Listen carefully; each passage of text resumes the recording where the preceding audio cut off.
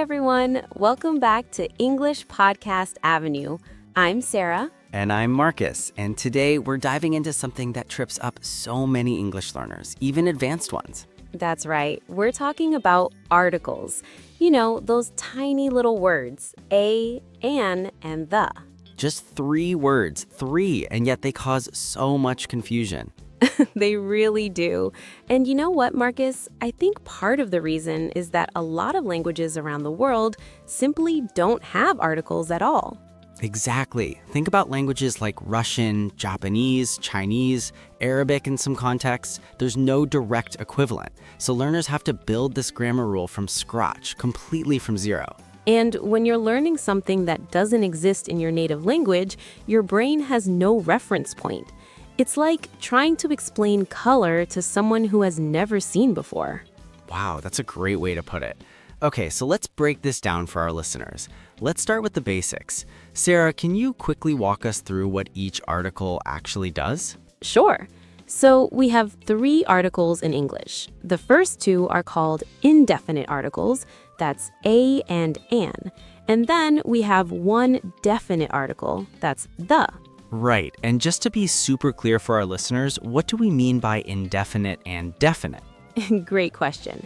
So indefinite basically means we're talking about something general, something not specific. Like, imagine you walk into a room and you say, I want a chair. You don't care which chair, any chair, just a chair.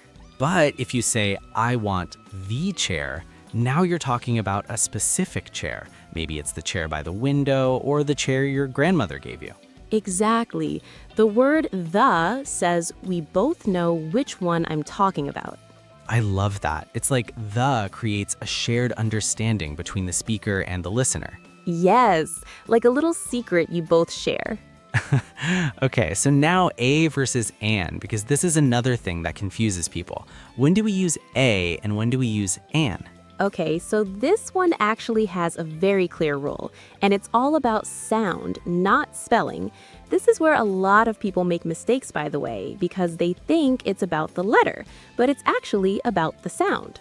Right. So we use an before a word that begins with a vowel sound, and we use a before a word that begins with a consonant sound. So, for example, an apple, an orange, an umbrella.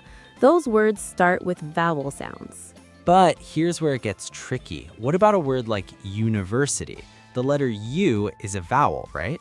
Right, but university doesn't start with a vowel sound. It starts with a y sound, university. So we say a university, not an university. And the same thing with the word European, a European country, because it starts with the y sound. And on the flip side, the letter H. Take the word hour. The H is silent, so it starts with a vowel sound, ow. So we say an hour. But a hotel, because the H is pronounced. Exactly. It's always about what your mouth does, not what your eyes see on the page. That is such an important point. I think a lot of learners read English more than they speak it, so they rely on spelling, but English pronunciation doesn't always match the spelling. Oh, don't even get me started on English spelling. We'll save that one for later. Okay, so let's talk about some of the most common mistakes learners make with articles, because I think this is where it gets really practical for our listeners. Yes, let's do it. So mistake number 1, using the when you shouldn't. For example, learners will say, I love the music, when they mean music in general. Right. If you're talking about music as a general concept, you love music as a whole, you just say, I love music, no article. But if you say, I love the music, it sounds like you're talking about specific music, like the music playing in this room right now. So context really matters. It always does in English. Okay, mistake number 2, and this one is huge, forgetting the article completely.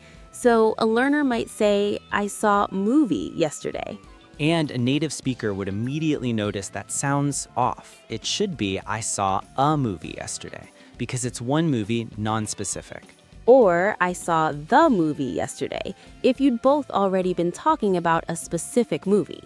Right. Missing the article completely often makes the sentence sound abrupt or unnatural, even if the meaning is technically understandable.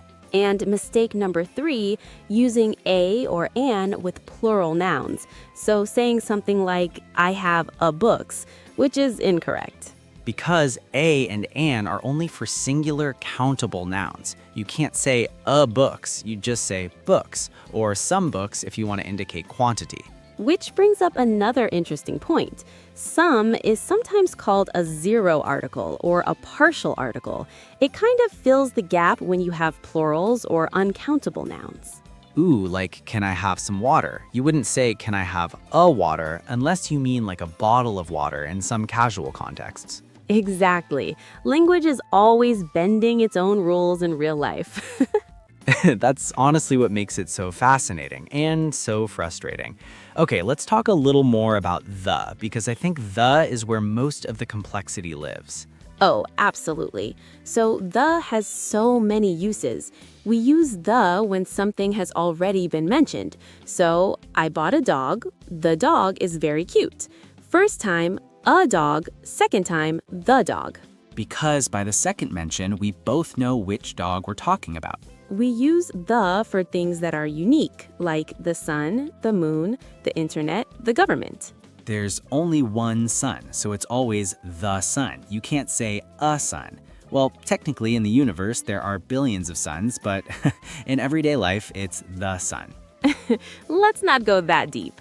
We also use the with superlatives, the best, the biggest, the most beautiful.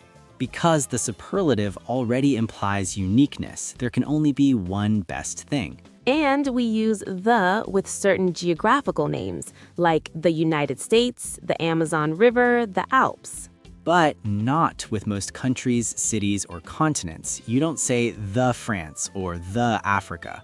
Right. Although there are exceptions like the Netherlands or the Philippines, because those names are grammatically plural. English keeping us on our toes as always. Always. You know, Marcus, I think one of the biggest things I want our listeners to take away is this. You will not learn articles perfectly from rules alone. Say that again, because I think that's really important. You will not learn articles perfectly from rules alone. You have to read a lot, listen a lot, and eventually your ear starts to feel when something sounds right or wrong. It becomes intuition. Like, even if you can't explain why you need the in a sentence, you just feel that it's missing. Exactly. And that's what we call developing your language instinct. And it only comes with exposure and practice. So our advice, don't just memorize the rules. Yes, understand them, but then go and consume English content. Podcasts like this one. Shameless. Completely shameless.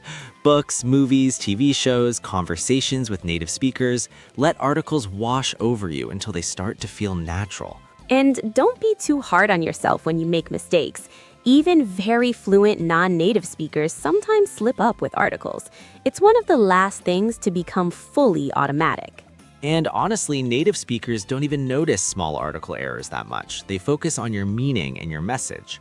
Communication first, perfection second. Love that. Okay, let's do a quick little quiz for our listeners before we wrap up.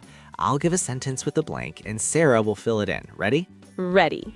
Okay, she wants to be blank engineer when she grows up. An engineer, because engineer starts with a vowel sound.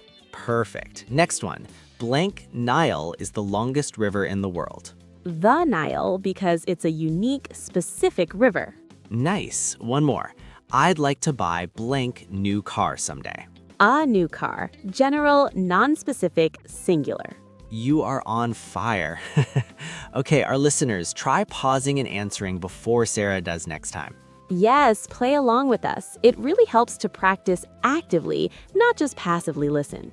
All right, I think that's a great place to wrap up today's episode. We talked about what a, an, and the actually mean, the difference between definite and indefinite, the sound rule for a versus an, common mistakes, and how to actually internalize articles over time. It's a small topic on the surface, but as we've seen today, there's a whole world underneath those 3 little words. 3 words, infinite complexity. Welcome to English. Thank you so much for listening to English Podcast Avenue. If you enjoyed this episode, please share it with a friend who's learning English. It really helps us grow. And leave us a comment or a review. We love hearing from our listeners. Tell us, which article confuses you the most? Is it a, an, or the? We're guessing the. Until next time, keep listening, keep practicing, and keep growing. See you on the Avenue. Bye. Bye, everyone.